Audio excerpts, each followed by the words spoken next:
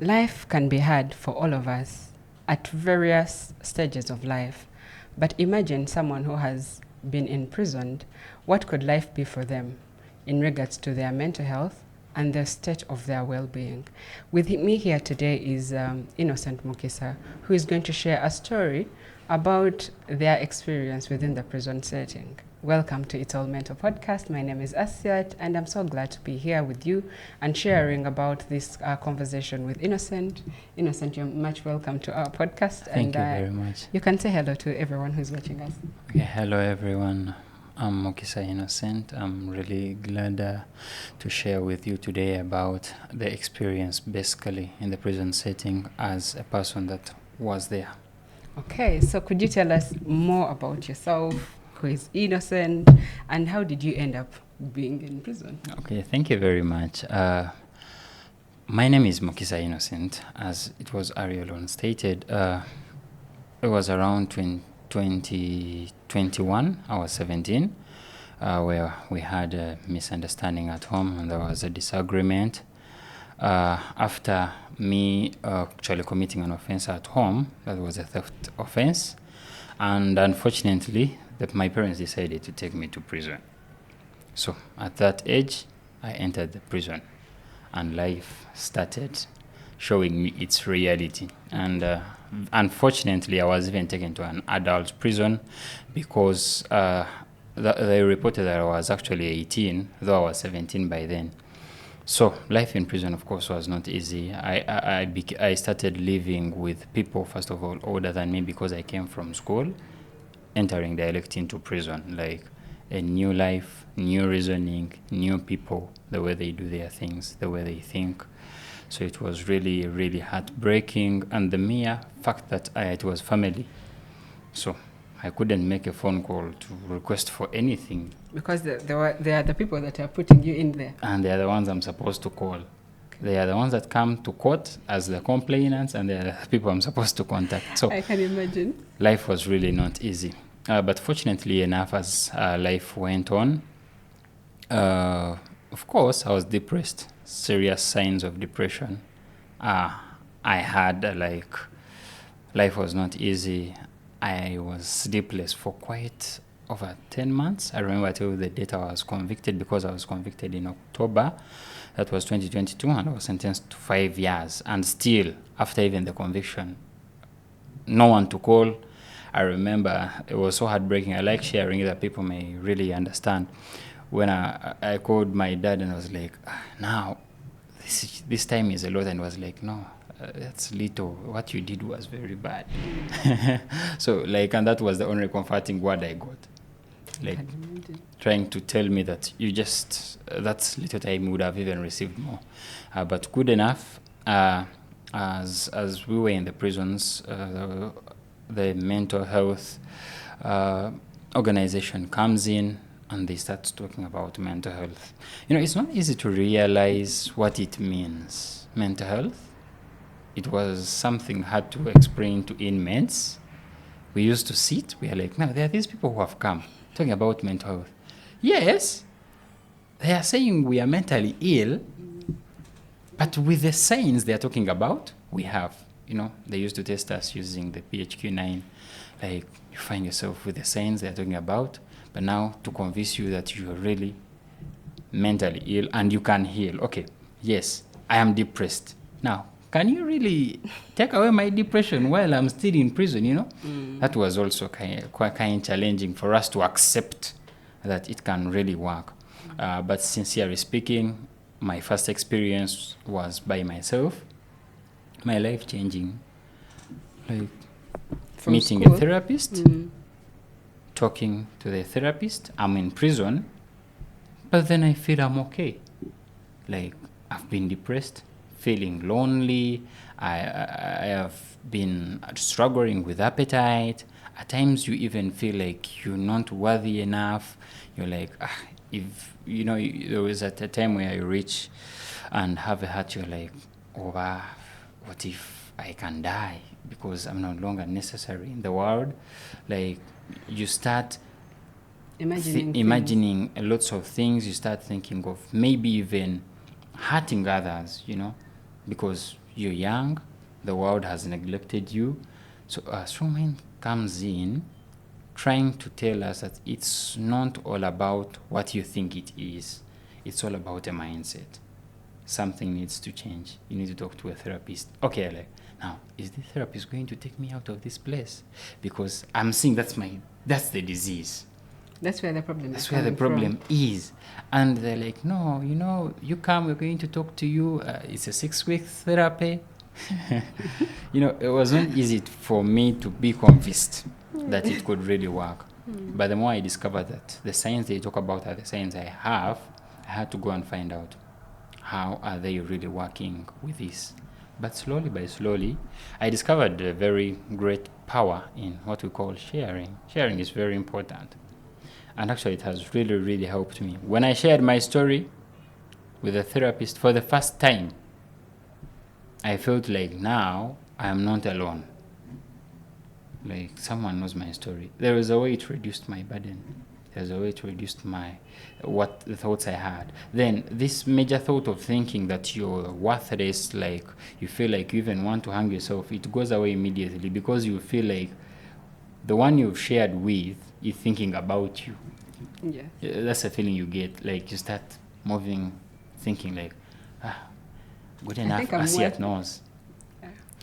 Let me wait when she's back. I will tell her about what my mom said, what my father said, whether disappointing, whether what. Like, even if you get some bad news at the time when you're from sharing, you don't feel as bad. Like, you'll be like, let me meet these guys tomorrow. We used to do group therapies. A group of 10 people having different problems. So that was also a great experience. Like, you think that you're in the baddest situation, but then you meet your fellows, you're like, me, I'm still okay. Like, people are bringing serious stories. You're crying that you've been left alone, you're lonely, your parents don't care about you, you're in prison. But then they have put you in a group whereby there is a father who is being put inside by his children of a property.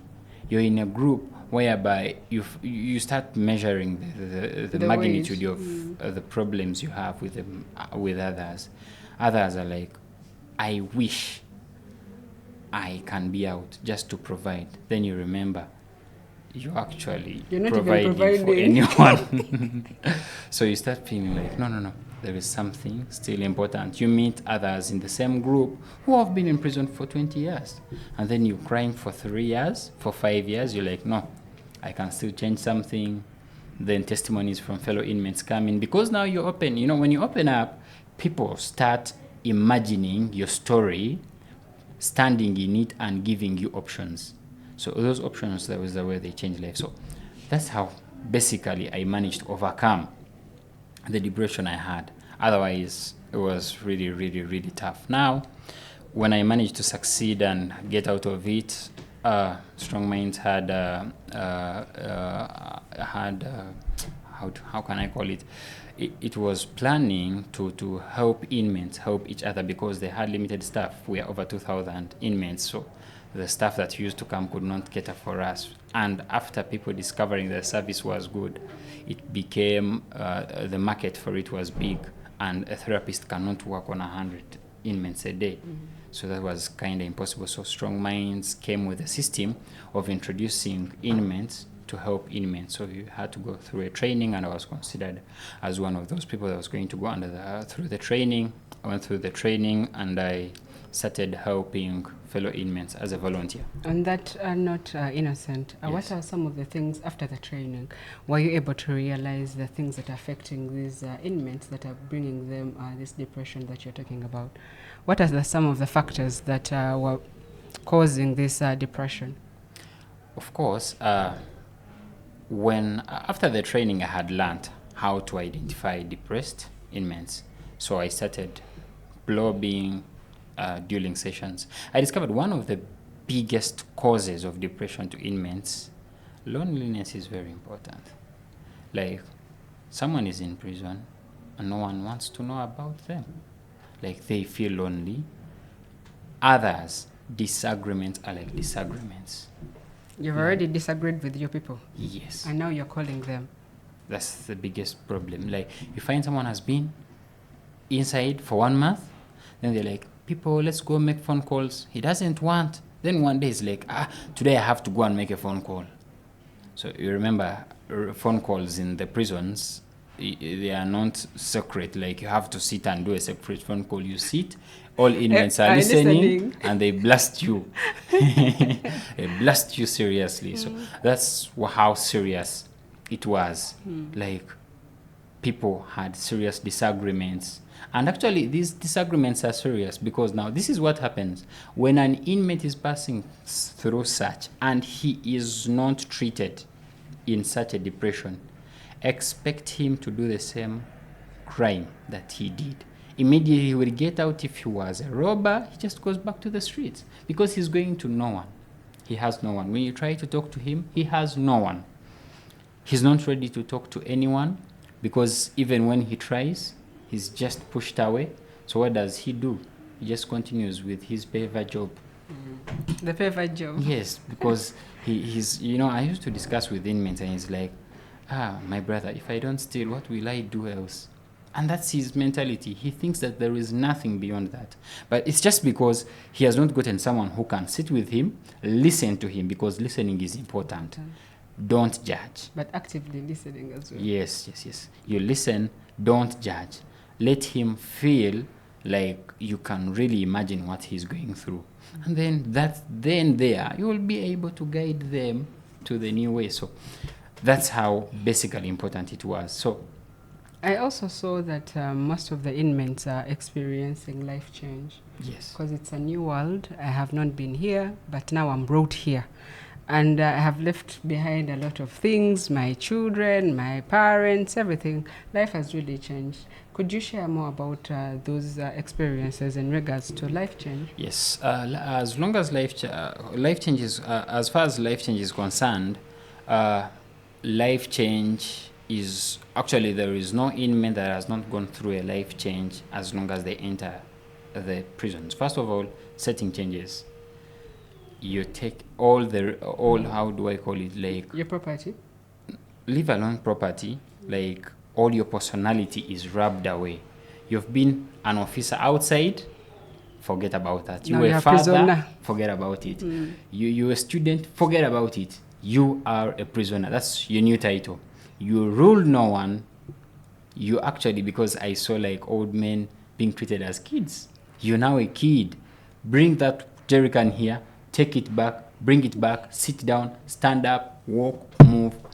That's the your life own orders. Now, most of the people adopting to that life becomes hard. You find inmates like, please, I am a father. It's like, you're not the father of anyone here. That's a very, very big change in most of the lives of inmates. So it's very hard to cope up with. And that's one of the biggest causes of depression. Like, even if you're strong and you've been encouraged by your people, they were at court encouraging you, stay strong, we are with you. Immediately you enter prison, forget about it. Because even calling them, to talk to them, to listen to them, may become a tug of war. You may look for that phone call to listen to the encouragements. None. You just listen to words like telling you, here you're nobody. Forget about what you were. You are now a prisoner. You're now a thief, actually. That's the commonest word. So if someone's like, no, it was a domestic violence case. No, you were a thief. You're all grouped into You're all grouped as a thief. Whether what, you're a thief. So that grouping, some people, the setting can be judgmental. Like someone looks at, mostly these old men, because I reached a time whereby I was chosen to become the chairman of the Human Rights Commission of the prisons, and the biggest war was with the elderly.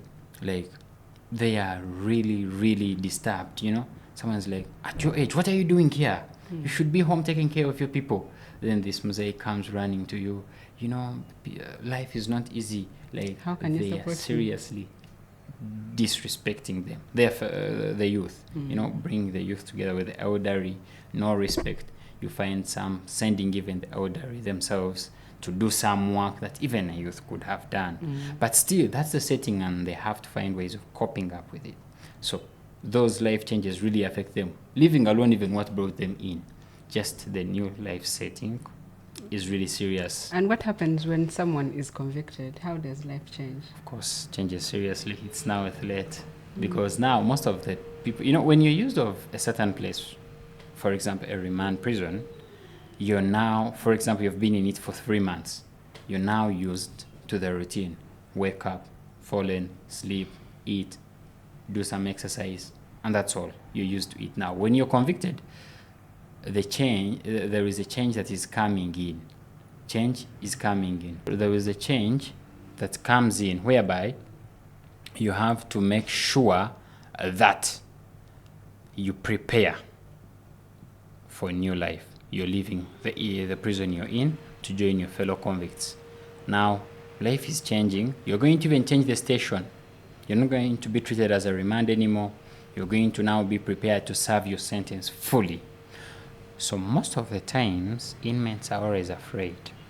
Yes, at times, even after being transferred, times life tends to be good, but the fear before you go into, you've been in prison and you're told you're being transferred to a new prison. You're like now entering a new prison within a prison. You've been in a prison setting. So that is what happens as far as conviction is concerned. So that's the biggest life change issue as far as being convicted is.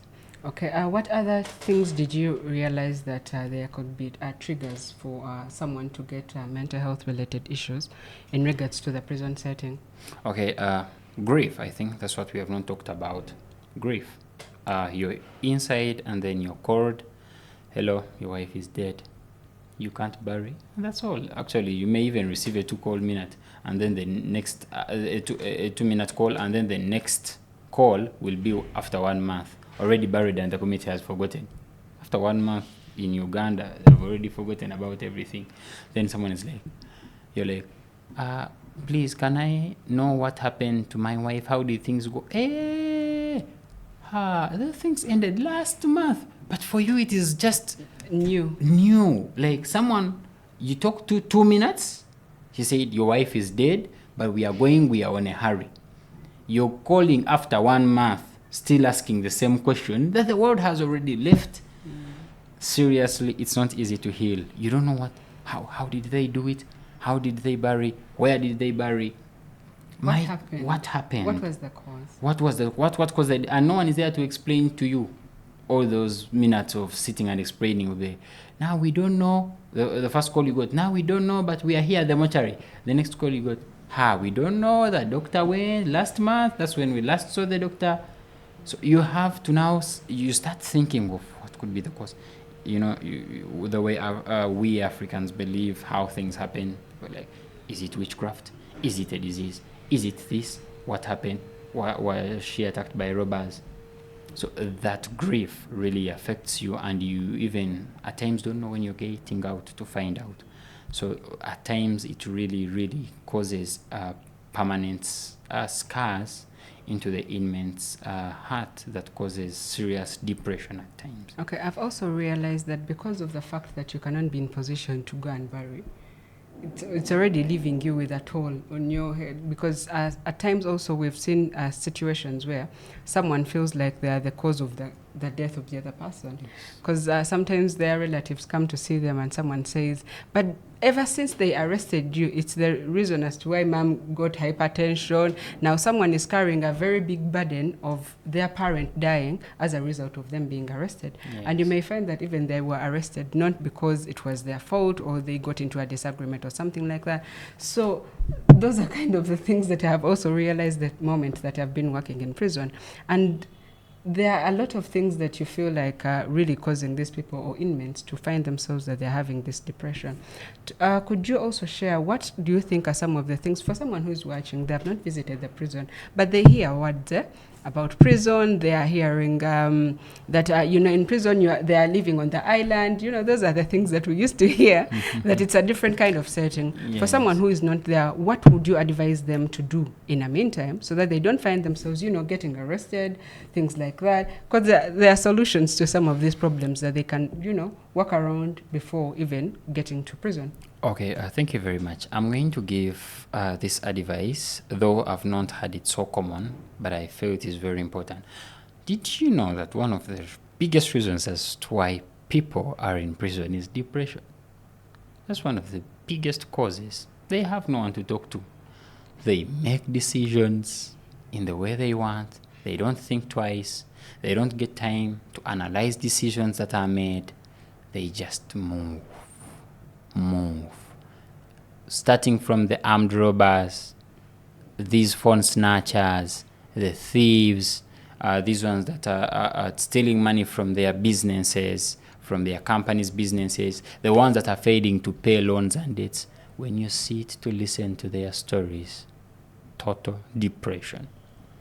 Because I used to listen to stories and I was like, I can imagine if you would have met a therapist. I don't see prison coming. If you could have met a therapist. So my biggest advice, number one, I am going to advise anyone that now you see, be careful with this, be careful with, no.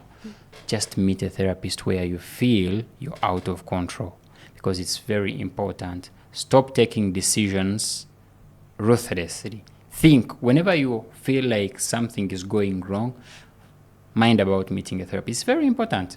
I know, good enough, in prison, therapists were free through organizations. Outside, it may give you hard time. But if you can afford, find a way. If you can't afford, find a way of finding the knowledge of where to find a therapist, because it is very, very important. Though not looked at, but it is actually one of the biggest cause as to why people are in prison. What kind of cases are in the courts? Murder. From where? He lost his property, he reached home, trying to explain to the lady, maybe the lady did not understand. The fight began, 1, 2, 3, the lady is dead. Murder in prison. And that's all. What is happening to this boy who decided to become a phone snatcher? He got a disagreement with the mother at home, the stepmother. He went to the street. He has no one to talk to. He has no one to advise him. He doesn't care about anything. He decides now to become a thug. And then he's now snatching phones. And he's not ready to get tired, because the problem is not money, like people think. The problem is not being poor. No. The problem is he has no parent. He has no one to talk to explain that I would be this, but this is stopping me. That is why he snatches a phone today. He sells it. He's given 300. 300 can rent someone a house and maybe start a simple business in Uganda. But he's not going to do that. He's going to eat the whole money, go back. He's arrested, finish the sentence, come back to the street, time and after time. So the community has been devising ways. People are like, hey, you people, the police should do. The police will work and work. But as long as people are depressed, crime will increase, and I'm conscious about that based on analysis. Because for the time I was helping my fellow inmates, I treated about 300 inmates from depression, and I had stories of more than enough inmates to make an analysis and say depression is a serious cause. And I witnessed inmates through therapy who changed. Because one thing I remember, out of the inmates that went through therapy, the rate at which they went back outside into crime was actually to nothing, because I don't remember any inmate that I treated that was brought back over the same crime. I don't remember. Maybe it would have happened, but as far as I myself, I don't remember, because they used to get solutions. Children were taken back to their parents. They would find ways, learn how to speak to their parents. Some may have just lost a way of how to talk to their parents better. They are advised by their fellow inmates, because inside the setting, inside the group, there are parents in the group. So the parents advise the children. Now, the youth. So now we have a parent in the group advising a youth on how to talk to a parent. You get that? Yeah. So this is life-changing. So these people are rehabilitated through therapy. So thank you very much. Okay, also on the fact of, because we have a little time to finish the podcast today, but also on the fact that people are then later on released, and they find themselves that because of being released, I was getting depression because I'm imprisoned, but now I'm also released, and I find myself that because of that, there is stigma outside. Already people are looking at me differently. They're like, you've already come back, mokomiewo, things like that. So what kind of advice are you giving to the people who are, these people are now seeking support inside the prison, but now they have come back, and they've come back as another person who has changed, who has been supported. What advice are you giving to the people who are watching, who have seen people leaving prison and then coming back to the society? What should they do? Okay, my first advice to the society is when someone comes from prison, welcome them and give them a warm welcome, because they're not the same. Most of them have changed. What causes them to turn is when they come in for the first week. He has been used to a life of being given free food, being taken as a normal person, and at times they have even received therapy. They are now okay. They think they are fit for society. So when they reach society and they are neglected, because that's what happens, people start like, when he has been in prison, he was a thief. When you see him coming, you see people hiding their things, you're taking them back. That's how people go back. Then they're like, Tachuka, he can't change. He's a thief for life. He's not a thief for life. You are always creating an environment for him to become a bad person. Welcome them in peace, because I'm assuring you, where they are coming from, they have not been stealing. Not because they don't have what to steal, but because they are no longer thieves. But the mere fact that you have now created an environment of still showing them that they are thieves when they're outside, that's why they turn to that. What I advise that, welcome them, give them a warm welcome, listen to them, and advise them on what to do next. That's the only way they can maintain their changed status as they are coming out of the prisons. Okay, thank you. Any other words that you would want to leave to someone who's listening, who has not heard about anything about prisons and the mental health that happens there, or the mental health challenges that happen to the people in the prisons? Okay, yeah, thank you very much. A word for the community. Number one, I would like to tell the community it should work together. It should collaborate with all the organizations to ensure that mental health for both inmates and ex-inmates is considered. Mostly the local leaders educate the communities, educate the families about mental health, such that they may welcome the rehabilitated inmates in the society and they move well. Then for the international organizations, for the government, it is very, very, very, very important to focus mostly on the mental perception of the community. How are these people perceiving things? Not based on education, not based on anything. How is their mental health? They are passing ideas, passing bills, but people are receiving because he learned to receive, but mentally he's not okay with it. What happens? It will come and it will not do any change in the community, because people are depressed, chairman is depressed, the leaders are depressed, the lawyers are depressed, the judges, we met depressed judges and magistrates, and it was another case whereby justice is passed based on depression, not on law. So but when they sit to pass, when they sit to make reforms in the judiciary, to make reforms, you hear them discussing about big terminologies, but these people are depressed. How do you see if you treat them, and then we have a column of judges that are not depressed, deciding a matter, and then we see whether justice will not be portrayed. So that's what I would advise, that if depression is focused on in the government sector and in the community, and we have a depression-free environment and community, I think it could be a solution to most of the problems affecting the community so far. Thank you. Okay, thank you so much, Innocent, for sharing that wonderful story to someone who has not realized that this really happens in the prison setting.